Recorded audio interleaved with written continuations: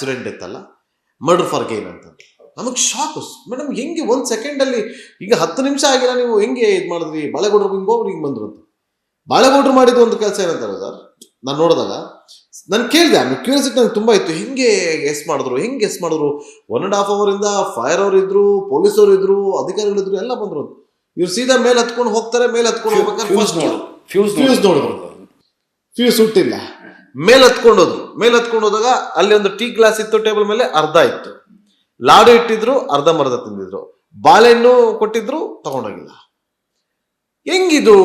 ಇದು fire accident ಅಲ್ಲ, ಗೊತ್ತಿರೋನೆ ಯಾರೋ ಬಂದು ಮಾಡಿದಾನೆ ಅಂತೇಳಿ ಮರ್ಡರ್ ಫಾರ್ ಗೇನ್ ಅಂತ. ಅದೊಂದು ಕೇಸ್ ತುಂಬಾ ಇದಿತ್ತು ಬಿಡಿ. ಅವನು ಗಂಡನ್ಗೆ ಫ್ರೆಂಡ್ ಒಬ್ಬನೇ ದುಡ್ಡುಗೋಸ್ಕರ ಅಲ್ಲಿಂದನೇ ಕಾಯಿನ್ಬೋತಿಂದ ಫೋನ್ ಮಾಡಿ ಗಂಡಂಗೆ ರಾಮನಗರ ಹತ್ರ ಬಾ ಅಂತೇಳಿ ಕರೆಸ್ಕೊಂಡು ಇವ್ನು ಇಲ್ಲಿ ಬಂದು ಮನೆಗೆ ಇದ್ದಿದ್ದು ಒಡವೆಗಳನ್ನ ಎತ್ಕೊಳಕ್ ಹೋಗಿ ಸಾಯಿಸಿ ಎಲ್ಲ ಹೋಗಿದ್ದ. ಸೊ ಈ ಥರದ ನಾವು ಕೇಸ್ಗಳೆಲ್ಲ ಮಾಡಿದ್ದೀವಿ, 1-2 ಕೇಸ್ಗಳಲ್ಲ. ಆಮೇಲೆ ಇನ್ನೊಂದು, ಈ ಮಹದೇವಪುರ ಲಿಮಿಟ್ಸ್ ಅಲ್ಲಿ ನಾವೆಲ್ಲ ಒಂದ್ ಕಡೆ ಇಲ್ಲಿ ಗಾಂಧಿನಗರಲ್ಲಿ ಶ್ರೀ ರಾಮಕೃಷ್ಣ ಆಶ್ರಮ ಸರ್ಕಲ್ ಹತ್ರ ಒಂದು ಸ್ಕೂಲ್ ಕಾಂಪೌಂಡ್ ಬಿದ್ದೋಗುತ್ತೆ ಸರ್. ಆ ಬಿದ್ದಾಗ ನಾವಲ್ಲಿ ರಿಪೋರ್ಟಿಂಗ್ ಮಾಡ್ತಾ ಇರ್ತೀವಿ. ಫೋನ್ ಬರುತ್ತೆ, ಮಹದೇವಪುರದಲ್ಲಿ ಒಬ್ಬ ಫುಲ್ ಟೇಪ್ ಸುತ್ತಿ ಮರ್ಡರ್ ಮಾಡ್ಬಿಟ್ಟಿದ್ದಾರೆ, ಬೇಗ ಬನ್ನಿ ಸರ್ ಅಂತ. ವೈಫೈ ಮಾಡಿದ್ದು ಅಲ್ಲ, ಸೋರ್ಸ್ ಫೋನ್ ಮಾಡಿದ್ರು. ಸೀದಾ ಅಂತ ಅಂದ್ಬಿಟ್ಟು ನಾವು ಮಹದೇವಪುರಕ್ಕಲ್ಲಿ ಓಡಿದ್ರೆ ಕಾರ್ ಒಡೆ ಹಿಂದಿನ ದಿಕ್ಕಿನಾಗೆ ಅಡಿಯಿಂದ ಮುಡಿಯೋದು. ಏನಪ್ಪ, ಅವನು ಕೇರಳ ಮೂಲದವನು, ಅವನ ಹೆಸರು ಶ್ರೀನಿಧಿ ಅಂತೇನೋ ಇತ್ತು. ಸರಿ ಆಯ್ತು, ಇನ್ವೆಸ್ಟಿಗೇಷನ್ ಶುರು ಆಯ್ತು. ಬೋರಿಂಗ್ ಆಸ್ಪತ್ರೆಗೆ ಬಾಡಿ ತಗೊಂಬಂದ್ರು. ಅಲ್ಲಿವರೆಗೂ ಭಯಂಕರವಾಗಿ ಮರ್ಡರ್ ಮಾಡಿದ್ದಾರೆ, ಟೇಪ್ ಎಲ್ಲ ಸುತ್ತಿದ್ದಾರೆ, ಹಿಂಗೆ ಅಂತ ನಾವು ಬ್ರೇಕ್ ಮಾಡ್ತಾ ಇದ್ವಿ. ಈಗ ನಮ್ ಪೊಲೀಸರು ನೋಡಿದಾಗ ಮೇಲ್ನೋಟಕ್ಕೆ ಏನೋ ಸಮಥಿಂಗ್ ಆಗಿದೆ ಇಲ್ಲಿ, ನಾವು ಇನ್ವೆಸ್ಟಿಗೇಷನ್ ಮಾಡಬೇಕು, UDR ನಾವು ಫೈಲ್ ಮಾಡ್ಕೊಳ್ತಾ ಇದೀವಿ. ಯಾಕಂದ್ರೆ ನಿಮ್ಗೆ ಅಲ್ಲಿ ಫುಲ್ ಟೇಪ್ ಒಂಚೂರು ಗ್ಯಾಪ್ ಸುತ್ತಿದ್ದಾರೆ ಅಂತಂದ್ರೆ ಹಿಂಗೆಲ್ಲ ಕೈಯೆಲ್ಲ ಕಟ್ಕೊಂಡ್ಬಿಟ್ಟಿದೆ ಅಂದ್ರೆ ಯಾರೋ ಮರ್ಡರ್ ಮಾಡಿದಾರೆ ಅಂತ ನಮ್ಗೆ ಅನಿಸ್ತಾ ಇತ್ತು, ಅವ್ರಿಗೂ ಹಾಗೆ ಅನಿಸ್ತಾ ಇತ್ತು. ನಮಗೆ ಕೊಲೆ ಕೊಲೆ ಕೊಲೆ ಕೊಲೆ ಅಂತ ಲೇಟ್ ಆಯ್ತು. ಯಾಕಂದ್ರೆ ಅದು ಎಲ್ಲ ಕ್ರೈಮ್ ಸೀನ್ ಎಲ್ಲ ಚೆಕ್ ಮಾಡಿ ಸಾಕ್ಷಿಗಳೆಲ್ಲ ಕಲೆಕ್ಟ್ ಮಾಡಿ ಒಂದು ಬಾಟ್ಲ್ ಎತ್ಕೊಂಡ್ರು, ಬಂದ್ರು, ಬಾಡಿ ಬೋರಿಂಗ್ ಆಸ್ಪತ್ರೆಗೆ ಶಿಫ್ಟ್ ಆಯ್ತು. ಬೆಳಗ್ಗೆ ಪೋಸ್ಟ್ ಮಾರ್ಟಮ್ ಮಾಡ್ತೀವಿ ಅಂತ ಅದು ನಮ್ಮ ಬೆಳಗ್ಗೆಯಿಂದ ಮತ್ತೆ ಲೈವ್ ಸ್ಟಾರ್ಟ್ ಆಯ್ತು. ಯಾರೋ ಭೀಕರವಾಗಿ ಕೊಲೆ ಮಾಡಿರ್ಬೋದು, ಏನಿರ್ಬೋದು, ಇದ್ರ ಹಿಂದೆ ಏನ್ ಸತ್ಯ ಅಡಗಿದೆ ಅಂತೇಳಿ ಪೋಸ್ಟ್ ಮಾರ್ಟಮ್ ಮಾಡ್ಕೊಂಡ್ ಬಂದು ಒಳಗಡೆ ಬಂದಾಗೆ ಹೇಳ್ತಾರೆ ಇದು ಮರ್ಡರ್ ಅಲ್ಲ, ಸೂಸೈಡ್ ಅಂತ. ಒಳಗಡೆ ಎಷ್ಟು ಟ್ಯಾಬ್ಲೆಟ್ಗಳು ಸಿಕ್ಕಿತ್ತು. ಅದು ಏನಕ್ಕೆ ಕಾರಣಗಳಂತ ಹೋದಾಗ ಯಾರೋ ಮೇಲ್ ಐಡಿನಾಗೆ ಒಂದು ಹುಡುಗಿ ನಾನೇ ಅಂತೇಳಿ ಯಾವ್ದೋ ಒಂದು ಹೀರೋಯಿನ್ ಫೋಟೋ ಹಾಕ್ಬಿಟ್ಟು ನಂಬಿಸಿ ಇವನಲ್ಲಿ ಹೋಗಿ ನೋಡಿದಾಗ ಅದು ಹುಡುಗಿ ಸೌಂದರ್ಯವಾಗಿಲ್ಲ ಅಂತೇಳಿ ನಂಬಿಸ್ಬಿಟ್ಟು. ಸೊ ಈ ತರದ ಇನ್ವೆಸ್ಟಿಗೇಷನ್ಗಳನ್ನ ನಾವು ನೋಡಿದಾಗ ಇವತ್ತು ಆ ತರದ ಇನ್ವೆಸ್ಟಿಗೇಷನ್ ನೋಡೋದಿಲ್ಲ. ಒಂದು ಯಾವ್ದೋ ಒಂದು ಕ್ರೈಮ್ ಸೀನ್ ಆಯ್ತಾ, CC ಕ್ಯಾಮೆರಾ ಚೆಕ್ ಮಾಡ್ತಾರೆ, CDR ಚೆಕ್ ಮಾಡ್ತಾರೆ, ಮೊಬೈಲ್ ರಿಟ್ರೀವ್ ಮಾಡ್ತಾರೆ, ಈ ತರದ್ದೇ ಹಾಕಿ ಹೋಗ್ತಾ ಇದೆ. ಸೊ ಇಷ್ಟೊಂದು ಮುಂದುವರೆದಿರುವಂತ ಪೊಲೀಸ್ ಇಲಾಖೆ ಅವತ್ತು ಅಷ್ಟು ಚೆನ್ನಾಗಿ ಕೆಲಸ ಮಾಡ್ತಾ ಇತ್ತು, ಇವತ್ತು ಇದಕ್ಕಿಂತ ಚೆನ್ನಾಗಿ ಕೆಲಸ ಮಾಡ್ತದೆ, ಇಲ್ಲ ಅಂತ ಹೇಳ್ತಿಲ್ಲ. ರೋಡ್ ರೇಜ್ ಆಗಿರ್ಬೋದು, ಈ ತರದೆಲ್ಲ ಆದ್ರೂ ಕೂಡ ಇವತ್ತು ಪೊಲೀಸ್ ಇಲಾಖೆ ಮೇಲೆ ಗೌರವ ಯಾಕೆ ಹೆಚ್ಚಾಗ್ತಿಲ್ಲ? ದಿನೇ ದಿನೇ ಕಡಿಮೆನೇ ಆಗ್ತಾ ಇದೆ. ನೀವು ಹೇಗೇನು ಭ್ರಷ್ಟಾಚಾರ ಅಂತ ಹೇಳ್ಬಿಡ್ತಾರೆ, ಬೇರೆ ಒಂದು ರೀಸನ್ ಕೊಡಿ ಪ್ಲೀಸ್. ಇಲ್ಲ ನೋಡಿ, ಒಂದು ಈ ರಾಜಕೀಯದವ್ರದ ಕೈವಾಡ ಇಲ್ದಿದ್ರೆ ಆ ಪೊಲೀಸ್ ಆಫೀಸರ್ ಫ್ರೀ ಮೈಂಡಲ್ಲಿ ಇರಬೇಕು ಅವನು. ಫಾರ್ ಎಕ್ಸಾಂಪಲ್ ನೋಡಿ, ನಾನು ಪೊಲೀಸ್ ಅಕಾಡೆಮಿಲಿ 2 ವರ್ಷ ಕೆಲಸ ಮಾಡಿದೆ, ಅಸಿಸ್ಟೆಂಟ್ ಡೈರೆಕ್ಟ್ರಾಗಿ ನಮ್ಮ ಪೊಲೀಸ್ ಅಕಾಡೆಮಿಲಿ 2 ಬ್ಯಾಚ್ ಟ್ರೈನ್ ಮಾಡಿದೆ. ಆ ಬ್ಯಾಚೆಲ್ಲ ನನಗೆ ಕಾಂಟ್ಯಾಕ್ಟಲ್ಲಿ ಇದೆ. ನಾನೇ ಕೇಳ್ತೀನಿ ಫೋನ್ ಮಾಡಿ, ಏಕೆಂದರೆ ನಾನು ಕೋರ್ಸ್ ಕೋರ್ಡಿನೇಟರ್ ಬೇಕಾಗಿದೆ. ಅವ್ರಿಗೆ ಬರೀ ಕಾನೂನನ್ನೇ ಕಲಿಸಿಲ್ಲ, ನಾನು ಕಾನೂನು ಪಾಠ, ಬದುಕಿನ ಪಾಠನೂ ಕಲಿಸ್ಕೊಟ್ಟಿದ್ದೀನಿ. ಹೇಗೆ ಬದುಕಬೇಕು ನೀವು. ನನಗೆ ಫಾರ್ ಎಕ್ಸಾಂಪಲ್ ನಾನು ಸೇರಿದಾಗ ನಮ್ಮ ಪ್ರಿನ್ಸಿಪಾಲ್ ಇದ್ದರು, ಅವ್ರು ಹೇಳಿದ್ರು, ನಿಮಗೆ 3 Ws are your enemies when you join the department. 3 Ws are your enemies: woman, wine and wealth. ನಮ್ಗೆ ಅರ್ಥ ಆಗಲಿಲ್ಲ, ನಾವೆಲ್ಲ ಭಾಳ ಇನ್ನೋಸೆಂಟ್ ಆಗಿದೆ. ನಮಗೆ ಈ ಪೊಲೀಸದು ಸಿವಿಲ್ ಅಂದ್ರೇನು, KSRP ಅಂದ್ರೇನು, ಈ ಇನ್ವೆಸ್ಟಿಗೇಷನ್ ಏನೂ ಗೊತ್ತಿರಲಿಲ್ಲ ನಮಗೆ. ಲಾ ಓದಿದ್ವಿ ಅಷ್ಟೇ. ಬಟ್ ಈ ಕೆಲವು ಹಿರಿಯರು ಭಾಳ ಚೆನ್ನಾಗಿ ಅಡ್ವೈಸ್ ಮಾಡ್ತಾರೆ. ಆಗ ಅವ್ರು ಹೇಳಿದ್ರು, ಹೇಗೆ ಅದು ನಿಮಗೆ ತೊಂದರೆ ಕೊಡುತ್ತೆ ಮುಂದೆ, ವುಮನ್ ಆ್ಯಂಡ್ ವೈನ್. ಯಾಕೆಂದರೆ ನೀವು ಪೋಸ್ಟಿಂಗ್ ಹೋದ ತಕ್ಷಣ ನೀವು ನಂಬಲ್ಲ, ನೀವು ಬೇಕಾದ್ರೆ ಹೊಸ ಪೋಸ್ಟಿಂಗ್ ಆಗುತ್ತೆ, ಇವತ್ತು ನಾಳೆ ಟ್ರಾನ್ಸ್ಫರ್ ಆಗುತ್ತೆ. ಅವನು ಹೋಗಿ ಪೋಸ್ಟಿಂಗ್ ತೊಗೊಂಡಾಗ 1-2 ದಿವಸ ಅಲ್ಲಿ ಹೊರಗಡೆ ಫಾಲೋ ಮಾಡಿ ಎಲ್ಲ ಈ ಬ್ಯಾಡ್ ಎಲಿಮೆಂಟ್ಸ್ ಆಫ್ ದಿ ಏರಿಯಾ ಇರ್ತಾರಲ್ಲ, ಅವ್ರುಗಳೆಲ್ಲ ಗಿಫ್ಟ್ ತೊಗೊಂಡು ಬಂದು ಕೊಡ್ತಾರೆ ACPಗೆ, ಇನ್ಸ್ಪೆಕ್ಟ್ರಿಗೆ, ವಿತ್ ಬಾಟ್ಲು ಗಿಟ್ಲು. ಏನಂದರೆ ಅವ್ರನ್ನ ಖುಷಿಪಡಿಸೋದಕ್ಕೆ. ಈಗ ಅವ್ರದ್ದೆಲ್ಲ ಇಂಟ್ರೊಡಕ್ಷನ್ ಸಂಘ ಆಗುತ್ತೆ. ಅಂಥವ್ರನ್ನ ನಾವು ಫಸ್ಟು ಹೊರಗಡೆ ಇಡಬೇಕು. ಬರೀ ವಿಶ್ ಮಾಡೋಕ್ಕೆ ವಿತೌಟ್ ಇವನ್ ಬುಕೆ ಯಾರು ಬರ್ತಾರೆ ಅವನು ಒಳ್ಳೆ ಮನುಷ್ಯ ಅಂತ ಅಂದ್ಕೊಬೇಕು. ಅವನು ಏನೋ ಕೊಡೋಕ್ಕೆ ಬಂದು ಅವ್ನು ಏನಕ್ಕೆ ಕೊಡೋಕ್ಕೆ ಬರ್ತಾನೆ, ಅವನಿಗೆ ಮುಂದೆ ಉಪಯೋಗ ಆಗಬೇಕು ಎಸ್ ವಿಗಳಿಂದ. ಇದು ಈ ಪ್ರಾಬ್ಲಮ್ಸ್. ಬಟ್ ಏನಾಗ್ಬಿಟ್ಟಿದೆ ಇವತ್ತು, ನೀವು ಹೇಗೆ ಹೇಳ್ತಾ ಇದ್ದೀರಾ ಅಂತಾರೆ, ಈಗ ಮೀನಿನ ಗಾಣದ ಬಗ್ಗೆ ಹೇಳ್ತಾ ಇದ್ದೀರಾ. ನಿಜವಾಗ್ಲೂ ಎರೆಹುಳನ ಸಿಗಿಸ್ಬಿಟ್ಟು ಹಾಕ್ತಾರಂತಾರೆ, ಮೀನಿನ ಗಾಣಕ್ಕೆ ಬೀಳಿಸ್ಕೊಳಕ್ಕೆ.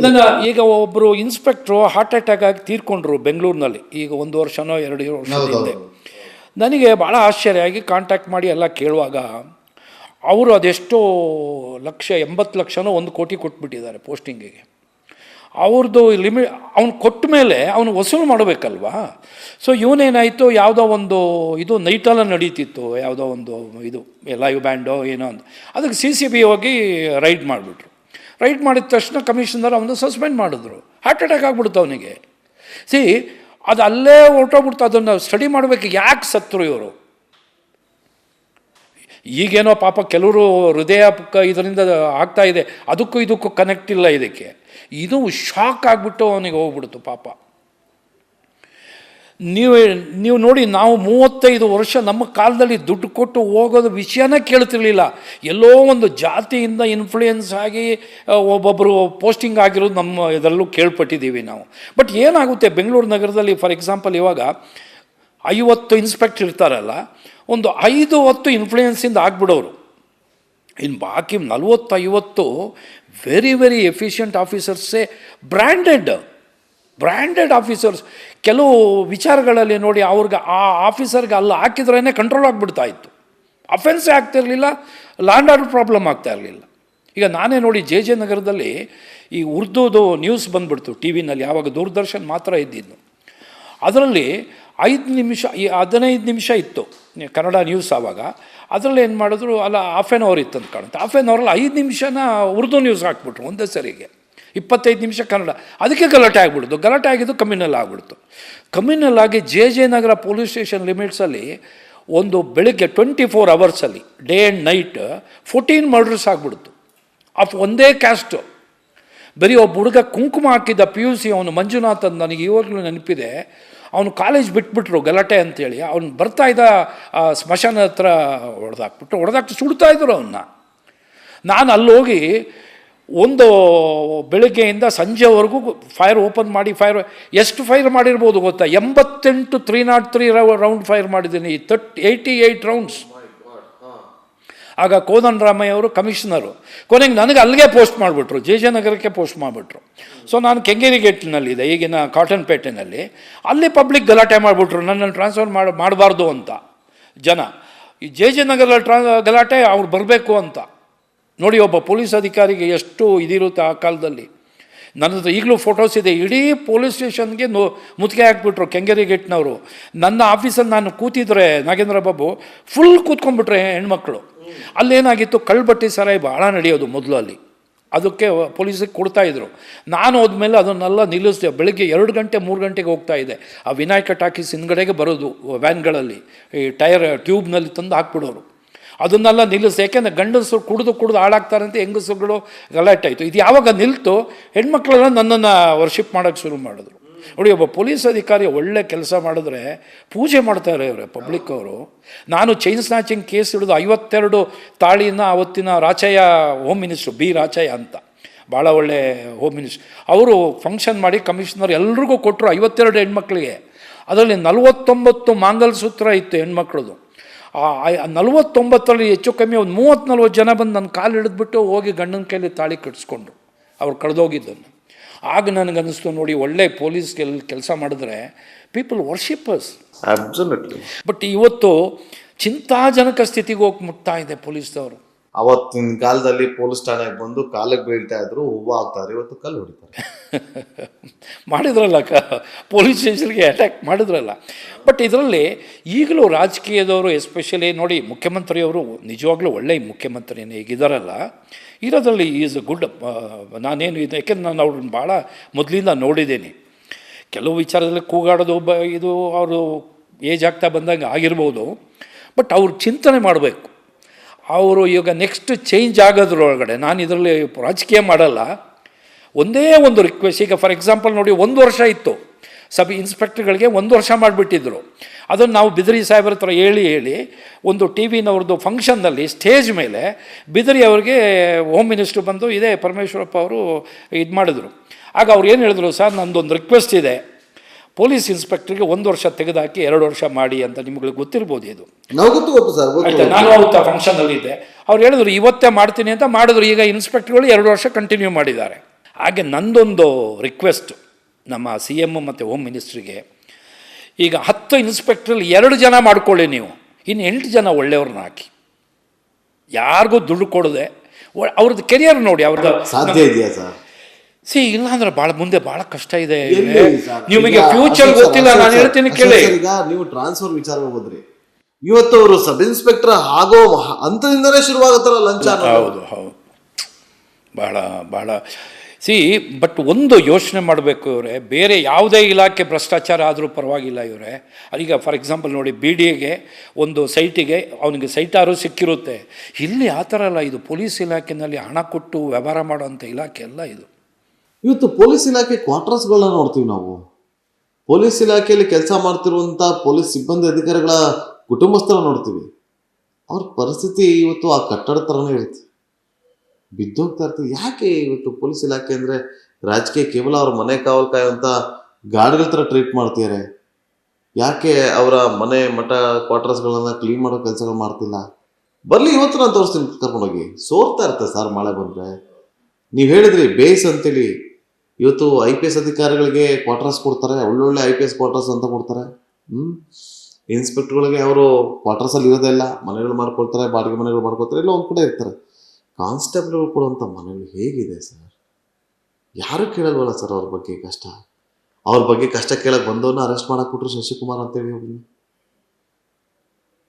ಯಾವಾಗ ಇದೆಲ್ಲ ಯಾರು ಧ್ವನಿ ಎತ್ತಬೇಕು? ನೋಡಿ, ಮೊದಲು ಹೋಮ್ ಮಿನಿಸ್ಟ್ರುಗಳು ವಿಸಿಟ್ ಮಾಡ್ತಾಯಿದ್ರು, ಸರ್ಪ್ರೈಸಾಗಿ ವಿಸಿಟ್ ಮಾಡ್ತಿದ್ರು. ಹೇಳ್ಬಾರ್ದು, ಸರ್ಪ್ರೈಸಾಗಿ ವಿಸಿಟ್ ಮಾಡಿಬಿಟ್ಟು ಇವತ್ತು ಮಾಡಲಿ. ಪ್ರತಿಯೊಂದು ನನ್ನ ಪ್ರಕಾರ ಪ್ರತಿಯೊಂದು ಪ್ರಾಬ್ಲಮ್ಗೆ ಸೊಲ್ಯೂಷನ್ ಇದೆ ಇವರೇ. ನೀವು ಏನು ಮಾಡಿ, ಒಂದು ದಿವಸ ವಾರದಲ್ಲಿ ಅಥವಾ ತಿಂಗಳಿಗೆ ಒಂದು ದಿವಸ ಅಥವಾ 2 ದಿವಸ ಇಟ್ಕೊಳ್ಳಿ, ಕ್ವಾರ್ಟರ್ಸ್ಗಳನ್ನ ಹೋಗಿ ಸರ್ಪ್ರೈಸಾಗಿ ಚೆಕ್ ಮಾಡಲಿ. ಅಲ್ಲಿ ಹೆಣ್ಮಕ್ಳೇ ಎಲ್ಲ ಹೇಳ್ತಾರೆ, ನೀರು ಬರ್ತಾ ಇದೆಯಾ, ಸೋರ್ತಾ ಇದೆಯಾ, ಅಥವಾ ಇಲಾಖೆ ಸುತ್ತಮುತ್ತ ಮಕ್ಕಳಿಗೆ ಏನು ಪರಿಸ್ಥಿತಿ ಇದೆ, ಮಕ್ಕಳು ಎಲ್ಲಿ ಹೋಗ್ತಿದ್ದಾರೆ, ಇದು ನೋಡಬೇಕಲ್ಲ. ಹಾಗೆ ನೋಡಿದ್ರೆ ಮಿಲಿಟ್ರಿನಲ್ಲಿ ಭಾಳ ಒಂದು ಸರ್, ಅವ್ರಿಗೆ ಮಿಲಿಟ್ರಿನಲ್ಲಿ ಯಾಕೆ ಇವತ್ತು ಆ ಥರ ಆಗಿದೆ ಅಂತಂದ್ರೆ, ಅವ್ರಿಗೆ ಒಂದು ಒಳ್ಳೆ ಫೆಸಿಲಿಟಿ ಕೊಡ್ತಾರೆ, ಅವ್ರಿಗೆ ತೆರಿಗೆ ಇಲ್ಲದಂತ ಊಟ ತಿಂಡಿ ಎಲ್ಲ ಸಿಗುತ್ತೆ. ಪೊಲೀಸ್ ಇಲಾಖೆಯವ್ರಿಗೆ ಒಂದು ಕ್ಯಾಂಟೀನ್ ಅಂತ ಮಾಡಿದ್ರು, ಅಲ್ಲಿ ಆಡುಗಳೆಲ್ಲ ಮಾಡಿದ್ರು. ಆದ್ರೆ ನೀವು ಹೇಳಿದಾಗೆ ಯಾಕೆ ಹೋಮ್ ಮಿನಿಸ್ಟರ್ಗಳು ಅಲ್ಲಿ ಹೋಗೋದಿಲ್ಲ?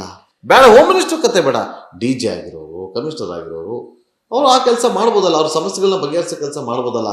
ಕೇವಲ ಸರ್ಕಾರದಲ್ಲಿರುವಂಥ ಸಮಸ್ಯೆಗಳನ್ನ ಅದರ ಬಗ್ಗೆನೇ ಗಮನ ಕೊಟ್ಟು ಇಲ್ಲ, ಯಾರೂ ಇಂಟ್ರೆಸ್ಟ್ ತಗೊಳ್ಳೋದಿಲ್ಲ. ಇದಕ್ಕೆ ಒಂದು ಉದಾಹರಣೆ ಹೇಳ್ತೀನಿ ಕೇಳಿ. ನಾನು ರಿಟೈರ್ಡ್ ಆಗಿ 2015ರಲ್ಲಿ ಬುಕ್ ಬರೆದೆ, 2 ಹುಲಿಯ ನೆನಪುಗಳು ಮತ್ತು ಬುಲೆಟ್ ಸವಾರಿ ಅಂತೇಳಿ. ಹುಲಿಯ ನೆನಪುಗಳು ನನ್ನ ಕಾರ್ಯಾಚರಣೆ, ವೀರಪ್ಪನ ಕಾರ್ಯಾಚರಣೆ ಬಗ್ಗೆ ಬರೆದೆ. ಅದರಲ್ಲಿ ಎಷ್ಟು ಜನ ಪೊಲೀಸ್ ಕಾನ್ಸ್ಟೇಬಲ್ಸು ಆಫೀಸರ್ ಸತ್ತಿದ್ದಾರೆ ಎಲ್ಲ ಹೆಸರು ಬರೆದೆ, ನನಗೆ ಗೊತ್ತಿರೋದು. ಈ ಬುಕ್ಕು ರಿಲೀಸ್ ಆದಮೇಲೆ 16-17ರಲ್ಲಿ ಒಂದು ಕಾಲೇಜಿನಲ್ಲಿ ಒಂದು ಇವರು ಸ್ಟೂಡೆಂಟ್ ಲೀಡರ್ಸ್ಗಳೆಲ್ಲ ಓದಿದ್ದಾರೆ ಆ ಬುಕ್ಕನ್ನು, ಇನ್ಕ್ಲೂಡಿಂಗ್ ಲೆಕ್ಚರರ್ಸ್. ಅಲ್ಲಿ ಏನು ಮಾಡಿದ್ದಾರೆ, ಅಲ್ಲಿ ಒಬ್ಬರು ಮುಖ್ಯಮಂತ್ರಿಯ ಮಗ ಇದ್ದರು, ಅವರು 4th ಇಯರ್ ಫೈನಲ್ ಇಯರ್ಗೆ ಬಂದಿದ್ದರು ಇಂಜಿನಿಯರಿಂಗಲ್ಲಿ. ಅವನು ಪ್ರೆಸಿಡೆಂಟ್ ಆಗಿದ್ದ ಆವಾಗ ಯೂನಿಯನ್ನಲ್ಲಿ. ಅವ್ರು ಏನು ಮಾಡಿದ್ದಾರೆ, ಅಷ್ಟೊತ್ತಿಗೆ ಈ ಉಗ್ರವಾದಿಗಳಿಂದ ಯಾರ್ಯಾರು ಮಿಲಿಟ್ರಿಯವರು ನಮ್ಮ ಮಿಲಿಟ್ರಿಯವರು ಸಾಯ್ತಾರಲ್ಲ, ಈಗ ಈ ಕಾರ್ಗಿಲ್ ವಾರ್ ಇರ್ಬೋದು, ಮತ್ತು ಬೇರೆ ಜಮ್ಮು ಆ್ಯಂಡ್ ಕಾಶ್ಮೀರಲ್ಲಿ, ಈ ಕರ್ನಾಟಕದಲ್ಲಿ ಸತ್ತಿರೋರದ್ದು ಫ್ಯಾಮಿಲಿಗೆ ಒಂದು ದೊಡ್ಡ ಅಮೌಂಟು, ಒಂದು ಸುಮಾರು 50,000 ಕ್ಯಾಶ್ ಏನು, ಮತ್ತು ಅವರ 25 ಫ್ಯಾಮಿಲಿನ ಸೆಲೆಕ್ಟ್ ಮಾಡಿ ಪ್ರತಿ ವರ್ಷ ಸನ್ಮಾನ ಮಾಡಿ ಆ ಚೆಕ್ ಕೊಡೋದು ಅವರು, ಆ 50,000ನ. ಅದಕ್ಕೆ ಅವ್ರೇನು ಮಾಡಿದ್ದಾರೆ, ಮಿಲಿಟ್ರಿನಲ್ಲಿ ಆರ್ಮಿ ವೆಲ್ಫೇರ್ ಇದು ಅಸೋಸಿಯೇಷನ್ ಅಂತ ಒಂದು, ಅದಕ್ಕೆ ಸೆಪರೇಟ್ ಇದೆ, ಅದಕ್ಕೆ ಒಬ್ಬರು ಮೇಜರು ಬ್ರಿಗೇಡಿಯರ್ ಇದ್ದಾರೆ. ಎಂಟೈರ್ ಕರ್ನಾಟಕದಲ್ಲಿ ಯಾರ್ಯಾರು ಫ್ಯಾಮಿಲಿ ಸತ್ತೋಗಿದೆ ಮಿಲಿಟ್ರಿ ವಾರ್ನಲ್ಲಿ ಮತ್ತು ಉಗ್ರವಾದಿಗಳಿಂದ, ಅವ್ರ ಫ್ಯಾಮಿಲಿ ಬಗ್ಗೆ ವೆಲ್ಫೇರ್ಗೆ ಒಂದು ಇದು ಮಾಡ್ಕೊಂಡಿದ್ದಾರೆ. ಅವ್ರ ಮಕ್ಕಳೆಲ್ಲಿ ಓದ್ತಾ ಇದ್ದಾರೆ, ಅವ್ರದ್ದು ಪೆನ್ಷನ್ ಕರೆಕ್ಟಾಗಿ ಬರ್ತಾ ಇದೆಯಾ, ಕ್ವಾರ್ಟರ್ಸ್ ಇದೆಯಾ, ಇದನ್ನು ವೆಲ್ಫೇರ್ ನೋಡ್ಕೊಳ್ಳೋಕ್ಕೆ. ನಮ್ಮಲ್ಲಿ ಇಲ್ಲ. ನಮ್ಮಲ್ಲಿ ಏನು ಮಾಡಿದ್ದಾರೆ, ಇವರು ಮಿಲಿಟ್ರಿ ಅವ್ರನ್ನ 25 ಫ್ಯಾಮಿಲಿ ಕರ್ಕೊಂಬಂದು ಸನ್ಮಾನ ಮಾಡೋದನ್ನು ನನ್ನ ಬುಕ್ ಓದಿದ ಮೇಲೆ ಅವ್ರು ಹೇಳಿದರು ಇಲ್ಲಿ ನಮ್ಮ ಪೊಲೀಸ್ನಲ್ಲೂ ಸತ್ತೋಗಿದ್ದಾರೆ ರೀ, ವೀರಪ್ಪನ ಇದರಲ್ಲಿ ಸತ್ತಿದ್ದಾರೆ, ಆಮೇಲೆ ಕೆಲವರು ಆ್ಯಕ್ಷನಲ್ಲಿ ಸತ್ತೋಗಿದ್ದಾರೆ. ಪಾಪ ಒಬ್ಬರು ಜಗದೀಶ್ ಅಂತ ಸಬ್ ಇನ್ಸ್ಪೆಕ್ಟರ್ ಸ್ಟ್ಯಾಬ್ ಆಗಿ ಸತ್ತೋದ್ರು, ಸುಮಾರು ಜನ ಸತ್ತೋಗಿದ್ದಾರೆ. ಆ ಥರ ಅಂಥವ್ರ ಫ್ಯಾಮಿಲಿಗೆ ದುಡ್ಡು ಕೇಳಿ ಕೊಡಬೇಕು ಅಂಥೇಳಿ ಅವರು ಏನು ಮಾಡಿದ್ದಾರೆ, ನನ್ನ ಹತ್ರ ಬಂದರು. ಆ ಯೂನಿಯನ್ ಹುಡುಗರೆಲ್ಲ ನಮ್ಮ ಮನೆಗೆ ಬಂದರು, CM ಮಗನೂ ಬಂದರು. ನಾನು ಹೇಳಿದೆ ನನ್ನ ಹತ್ರ ಅವ್ರದ್ದು ನಂಬರಲ್ಲ ಅಷ್ಟಿಲ್ಲ, ಒಂದು 3-4 ಜನದ ನಂಬರ್ ಇದೆ, ಬಾಕಿ ಅವರು ನಮ್ಮ ADG L&Oನೋ ADG ಅಡ್ಮಿನ್ ಅಂತಲೇ ಇದ್ದಾರೆ DG ಆಫೀಸ್ನಲ್ಲಿ, ಅಲ್ಲಿ ಆ ಸೆಕ್ಷನ್ನಲ್ಲಿ ಈ ಸತ್ತೋಗಿರೋದು ಇರುತ್ತೆ. ಇವರು ಹೋಗಿ 3 ದಿವಸ ಟ್ರೈ ಮಾಡಿದ್ದಾರೆ, ಅವ್ರ ಹತ್ರ ಲಿಸ್ಟೇ ಇಲ್ಲ. ಇವರೇ ವೀರಪ್ಪನ ಕಾರ್ಯಾಚರಣೆಯಲ್ಲಿ ಜೀವನೇ ತ್ಯಾಗ ಮಾಡಿದ್ದಾರೆ. ಅದಕ್ಕೆ ಬಂದೆ ನನಗೆ ಹೇಳ್ಬಿಡ್ತೀನಿ, ಅದೇ ವೀರಪ್ಪನ ವಿಚಾರವಾಗಿ ಮಾತಾಡಕ್ ಬಂದೆ. ಮೊನ್ನೆ ಕೊಳ್ಳೇಗಾಲದಲ್ಲಿ 5 ಹುಲಿಗಳಿಗೆ ವಿಷಪ್ರಾಶರಾಗಿ ಸತ್ತೋದ್ವಲ್ಲ, ಆ ಸ್ಪಾಟ್ಗೆ ಹೋಗಿದೆ ರಿಪೋರ್ಟಿಂಗ್ ಅಂತ. ಅಲ್ಲಿಂದ ಈ ಸತ್ಯಮಂಗಲದಿಂದ ಗಾಜನೂರ್ಗೆ ಹೋಗುವಂತ ಜಾಗ, ಅದರ ಇನ್ ಬಿಟ್ವೀನ್ ಈ ಇನ್ಸಿಡೆಂಟ್ ಆಗಿದೆ. ಇದು ಅಲ್ಲಿ ಹೋಗ್ಬೇಕಾದ್ರೆ ಒಂದ್ಸರಿ ಪಾಸ್ ಆದ್ರೆ ನಮಗೆ ನೆಟ್ವರ್ಕ್ ಸಿಗ್ತಾರಲ್ಲ, ವಿಷಲ್ಸ್ ಕಳಿಸ್ಬೇಕು. ಅಲ್ಲಿಗೆ ಊರಿಗೆ ಹೋಗ್ಬಿಟ್ಟು ಗಾಜನೂರ್ಗೆ ಹೋಗ್ಬಿಟ್ಟು ಕೊಪ್ಪ ಹತ್ರ ಹೋಗ್ಬಿಟ್ಟು ನಾವು ಕಳಿಸ್ಬೇಕಿತ್ತು. ಹೋಗ್ಬೇಕಾದ್ರೆ ನಾನು ಲೆಫ್ಟ್ ಸೈಡ್ ಅದೊಂದು ಕಪ್ಪು ಕಲ್ಲು ಇದ್ದಿದ್ದು ನೋಡಿದೆ, ಏನೋ ಕಲ್ಲೇನೋ ನೆಟ್ವರ್ಕ್ ಬಿಡು ಅಂತ ಸುಮ್ಮನೆ ಹೋದೆ. ಮೀಡಿಯಂ ಇರಬೇಕು. ವಾಪಸ್ ಬಂದೆ, ಮತ್ತೆ ವಾಪಸ್ ಹೋಗ್ಬೇಕಾದ್ರೆ ಅಲ್ಲಿ ನಿಲ್ಲಿಸ್ಬೇಕು ಅನಿಸ್ತು. ಯಾಕೋ ನಿಲ್ಲಿಸ್ಬಿಟ್ಟು ಹಿಂಗೆ ಹತ್ರ ಯಾಕೋ ಒಂದು ಸ್ವಲ್ಪ ಕಪ್ಪು ಉದ್ದಕ್ಕೆ ಕಲ್ಲು ನೆಟ್ಟಿದ್ರು. ಯಾಕಿದು ಕಾಡಲ್ಲಿ ಈ ಥರ ನೆಟ್ಟಿದಾರಲ್ಲ, ಇಲ್ಲಿ ಏನೂ ಇಲ್ಲ ಅನ್ಕೊಂಡು ಹೋಗಿ ನೋಡಿದ್ರೆ ವೀರಪ್ಪನ ಕಾರ್ಯಾಚರಣೆಯಲ್ಲಿ ಮಾತನಾಡೋರು ಅಂತ ಹರಿಕೃಷ್ಣ ಅವ್ರದ್ದು ಹೆಸರೆಲ್ಲ ಹಾಕಿದ್ರು. ಎಂತ ವ್ಯವಸ್ಥೆ ಸರ್, ನಾಚಿಕೆ ಆಗ್ಬೇಕು ಸರ್ ನಿಜವಾಗ್ಲು. ಅಂತ ಒಂದು ಹೋರಾಟ ಮಾಡಿ ಸತ್ತಂತವ್ರದ್ದು ಅಲ್ಲಿ ಗಲೀಜು ನಮ್ಗೆ ಹೇಳ್ಕೊಳಕ್ ನಾಚಿಕೆ ಆಗ್ತದೆ. ಬನ್ನಿ ಸರ್, ಈಗ ನೋಡೋಣ ಇಬ್ರು, ನಾನು ಬರ್ತೀನಿ ಸರ್. ಇಲ್ಲ ಕಥೆ ನಾನು ಹೇಳ್ತೀನಿ ಕೇಳಿ. ನನ್ನ ಬುಕ್ ಓದಿ ಕೊಳ್ಳೇಗಾಲ ಮತ್ತು ಮೈಸೂರಿನ, ಕೊಳ್ಳೇಗಾಲ ಮೇಯ್ನಾಗಿ ಕೊಳ್ಳೇಗಾಲ ಯಂಗ್ಸ್ಟರ್ಸ್ ಎಲ್ಲ ಸೇರಿಕೊಂಡು ಅಲ್ಲಿ ಒಬ್ಬರು DYSP ಇದ್ದರು. ಅವರೀಗ ನಮ್ಮ ಪೊಲೀಸ್ ಅಕಾಡೆಮಿಯಲ್ಲಿ ಡೈರೆಕ್ಟರ್ ಆಗಿದ್ದಾರೆ, ಅಸಿಸ್ಟೆಂಟ್ ಡೈರೆಕ್ಟರ್ ಆಗಿದ್ದಾರೆ. ಅವರು ಅವಾಗ DYSP ಅಲ್ಲಿ ಎಲ್ಲಿ ಕೊಳ್ಳೇಗಾಲದಲ್ಲಿ. ಅವ್ರ ಹತ್ರ ಹೋಗಿ ಸರ್ ಇಷ್ಟು ನಾನು ಅದರಲ್ಲಿ ಬರೆದಿದ್ದೀನಿ, ಇವತ್ತು ಅಲ್ಲಿ ಸತ್ತೋದು ಇನ್ಸಿಡೆಂಟ್ಸ್ ಆಗಿದೆ. ಫಾರ್ ಎಕ್ಸಾಂಪಲ್ ಈಗ ಗೋಪಾಲ್ ಹೊಸೂರ್ದು ಇನ್ಸಿಡೆಂಟ್ ಆಯಿತು, ಶನಿ ಟೆಂಪಲ್ ಹತ್ರ. ಅಲ್ಲಿ ಪಾಸ್ ಆಗಬೇಕಾದ್ರೆ ಯಾರಿಗೂ ಗೊತ್ತೇ ಇಲ್ಲ ಈ ಜಾಗದಲ್ಲಿ ನಮ್ಮ ಪೊಲೀಸ್ ಅಧಿಕಾರಿಗಳು ತಮ್ಮ ಪ್ರಾಣನಿಗೆ ತ್ಯಾಗ ಮಾಡಿದ್ದಾರೆ ಅಂತ. ಒಬ್ಬಿಬ್ಬರಲ್ಲ 7-8 ಜನ. ಹಾಗೆ ಹೊಗೇನಕಲ್ಲಲ್ಲಿ ಅಲ್ಲಿ 4-5 ಜನ ನಮ್ಮ ಆಫೀಸರ್ಸ್ ಸತ್ತರು, ಅಲ್ಲೂ ಗೊತ್ತೇ ಇಲ್ಲ. ಇಲ್ಲೂ ಅಷ್ಟೇ, ನಮ್ಮ ಹರಿಕೃಷ್ಣ ಸತ್ತೋದ್ರಲ್ಲ ಆ ಜಾಗದಲ್ಲಿ 10-20 ವರ್ಷ ಆಗ್ಬಿಡ್ತು, 30 ವರ್ಷ ಆಗ್ತಾ ಬಂದ್ಬಿಡ್ತು. ನನ್ನ ಬುಕ್ ಓದಿ ಯಂಗ್ಸ್ಟರ್ಸ್ಗಳು ಯೂನಿಯನ್ ಮಾಡಿ DYSP ಇಟ್ಕೊಂಡು ದುಡ್ಡು ಕಲೆಕ್ಟ್ ಮಾಡಿ ಆ ಗ್ರನೇಟ್ ಇವ್ರನ್ನೆಲ್ಲ ಹಿಡಿದು ನಮ್ಮ DYSPನೂ ಅವ್ರ ಜೋಬಿಗೆ ದುಡ್ಡು ಹಾಕಿದ್ದಾರೆ. ಪಾಪ ಅವರೇ ಮ್ಯಾಕ್ಸಿಮಮ್ ಹಾಕಿರೋದು, ಹಾಕಿ ಆ ಸ್ಮಾರಕನ ಬಿಲ್ಟ್ ಮಾಡಿರೋದು. ನನ್ನನ್ನು ಓಪನಿಂಗ್ ಕರೆಸಿದ್ರು. ನಾನು ಹರಿಕೃಷ್ಣ ಅವ್ರ ಮಿಸಸ್ ಕರ್ಕೊಂಡು ಹೋಗಿದ್ದೆ. ಹರಿಕೃಷ್ಣ ಅವ್ರ ಮಿಸಸ್ಗೆ ನಾನು ಕಾಂಟ್ಯಾಕ್ಟಲ್ಲಿದ್ದೀನಿ. ಅವ್ರಿಗೆ ಫೋನ್ ಮಾಡಿದೆ. ಆಗ ಅವ್ರು ಹೇಳಿದ್ರು, ಅಶೋಕ್ ಅವ್ರು ತೀರೋಗಿದ್ದಲ್ಲಿಂದ, ನಮ್ಮ ಯಜಮಾನರು ತೀರೋಗಿದ್ದು, ನನಗೆ ಆ ಜಾಗ ನೋಡಬೇಕು, ಆ ಜಾಗದಲ್ಲಿ ಪೂಜೆ ಮಾಡಬೇಕಂತ ಆಸೆ ಇದೆ. ನನಗೆ ಯಾರು ಒಬ್ಬರು ಮಾತಾಡ್ಸೋ